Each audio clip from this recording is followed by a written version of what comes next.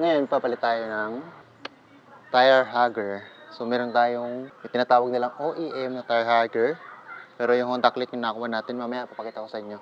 So, ngayon, tatanggalin na muna natin yung luma. Tara, tingnan natin kung paano matatanggal to. Natatanggalin muna natin siguro yung reservoir na cover. Ito, sobrang dali lang na siguro na ito gawin para sa karamihan. Tatanggalan tayo niya. Maputik pa. Siguro dadamay na natin. Linisin na muna natin yung pinaka-area, yung ilalim sa makina. Hindi ko pa alam kung ano pa yung mga posibleng matanggal natin dito. Kasi hindi ko pa kabisado. Hindi tayo nag-research. Wala tayong research. Kung ano lang yung makita natin na pwedeng tanggalin, tatanggalin natin. Ito muna nasa ibabaw. So, sa ngayon, ito, tinanggal ko yung airbox. So, syempre, yung tornilyo lang naman dito. Ayan, airbox. Ayan, sa tabi ng basurahan. Tinanggal ko yung tornilyo rito. Tsaka, yung clamp dito sa ating throttle body, tinanggal ko para mahugot siya. Tinanggal ko na rin pala yung tornilyo rito, yung nagkokonekta dun sa airbox, tsaka dito sa tire hugger na stock natin. And, yung mga hose, ayan, tinanggal ko na dito sa radiator. Ito, yung sa tapunan lang siya. Tapos, tinanggal ko na rin yung hose dito, papunta doon sa airbox din. Ayan, ito na. Ito pala, ito. So, naluwagan ko na. So, sobrang sikip lang talaga niya. Sobrang sikip lang talaga nito kanina. Medyo nahirap-hirapan tayo ng konti. Pero goods naman, hindi naman nasira yung tornilyo. Hindi naman nabilog. Buti na lang. Yan, siguro pwede na tanggalin yun. Try natin sa tanggalin. Okay. Yan, medyo madali-dali. May wire pa pala dito. Yung sensor ng speedometer. Siguro tanggalin na muna natin yung tank. Tanggalin natin yung tank eh. Maliliit kasi yung tools natin, kaya mahirap eh. Meron pa pala sa ilalim. Dalawa pala yung tornilyo nito. Pero parang mas madali siya matanggal yung tornilyo na yun kapag naalis na yung naka-clip. Wala, di natin kabisado, kaya medyo trial and error tayo. Ito, pakita ko lang sa inyo kung ano yung kailangan matanggal. Ayan. So, sa natangkay, natanggal na natin yung, kaya lang meron pang isang tornilyo rito. Kaya tanggal na yun nandito. So, meron pa dito. So, kailangan pa natin. Medyo mahirap tanggalin kasi ito, kapag hindi mo natanggal mismo ito, ano. So, para matanggal natin ito mismo, kailangan matanggal to. Yeah. So, para siyang ganito. Ayan. Ganito. So, itong naka-triangle na to, nakatusok na yan, nasa ilalim. Naroon sa ilalim. So, medyo mahirap. So, kailangan natin gawin. Ito ang matanggal.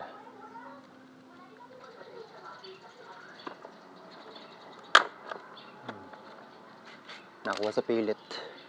So, pwede na matanggal.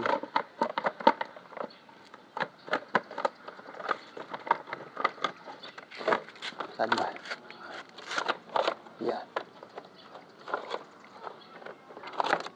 Tanggal na. Okay. Bagyang buhos lang kasi nakabukas yung throttle body. So, hindi baka mga tumapon na tumasik na tubig dun. So, huwag natin bibiglain. Huwag yung sprayan siguro. Lagyan na natin yung tire hugger. Ito, yung bagong tire hugger. Sabi nilang OEM. So, madumi kasi kamay natin. Tanggalin muna natin yung mga ito. Ayan. Tapos, kailangan natin mga tornilyo dito para makabit to, no? So, nandun sa luma.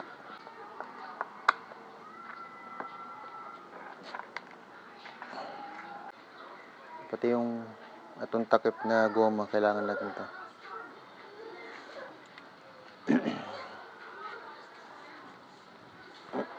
Pati yung mga lock. So, kailangan din natin yan. Meron ditong 3. 1, 2, 3. Hugutin natin. Isa. 2. 3. So, hiwalay nyo lang yung yung isa dito kasi sa labas to. So, cover. Ayun na. Dami ng mga goma. So, para hindi kasi umingay. Kasi maingay talaga yung ganito eh.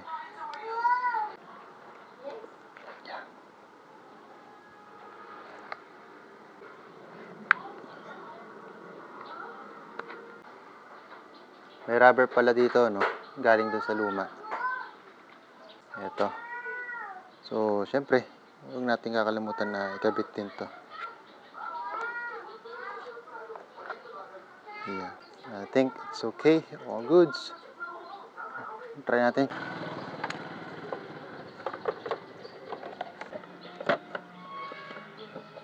Yung mga wire. Ayan, ito muna wire. Ayan. Ayan na natin i-clip.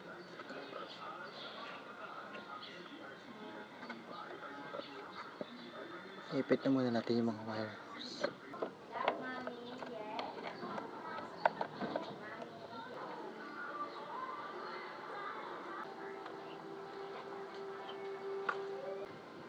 Okay. Yan.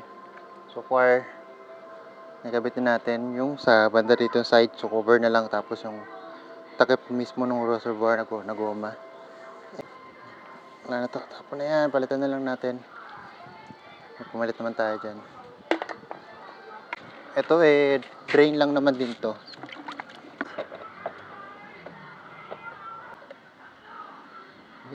Yan. Bilang side na.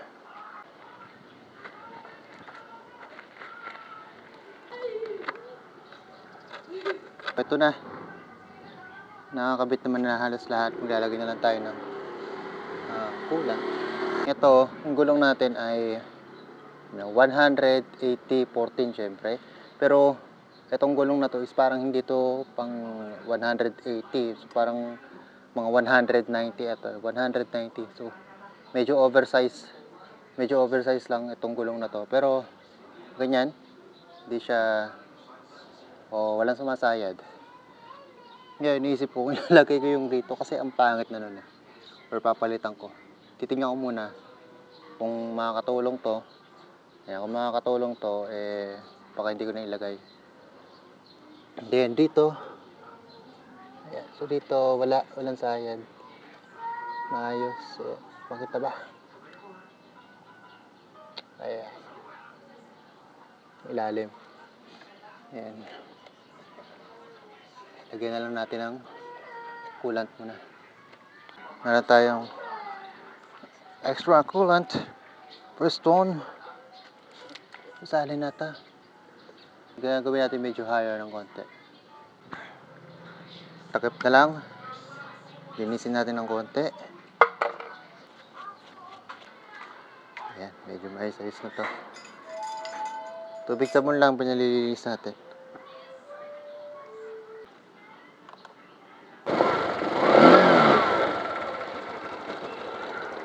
So, ayan na siya. So far so good. Wala namang sabit. Maalog lang yung mga fairings natin. For the final touch. Well, ito, di ako sure kung magiging maingay ito. Tingnan natin, baka meron tayong maling kabit. Parang wala naman. Ganun talaga siya. Pero tingnan natin kung maingay. Testing tayo.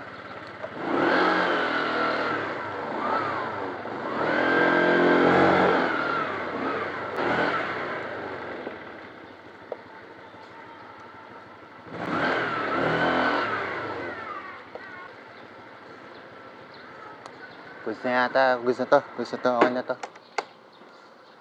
Wala naman akong nadidinig na ingay galing doon ano, yung sa kanina tinuturo natin. And sa ganito, importante lang naman din talaga is syempre dapat sana walang sasayad, hindi sasayad yung pinaka-tire hugger sa gulong. Kasi syempre hindi naman siya magiging tire hugger. So sad-sad yan, sad-sad. Got sayad hugger. Kasi yun. Kasi sayang lang naman, masisira lang din yung tire hugger kung sumasayad din sa gulong. Mapabutas. Ngayon, ang aking concern na lang ay yun nga, yung mud slap ata na tinatawag, yung tinanggal natin dito. Yung goma. So yun, susubukan pa natin kung kaya na wala yun. Or yun nga, kung effective yung tire hugger na to sa mga putik, mga simpleng putik. Ayun, that's it. Salamat sa panonood. And sa susunod na video ulit, yung link ng tire hugger bibigay ko sa description o kaya sa comment. Bye.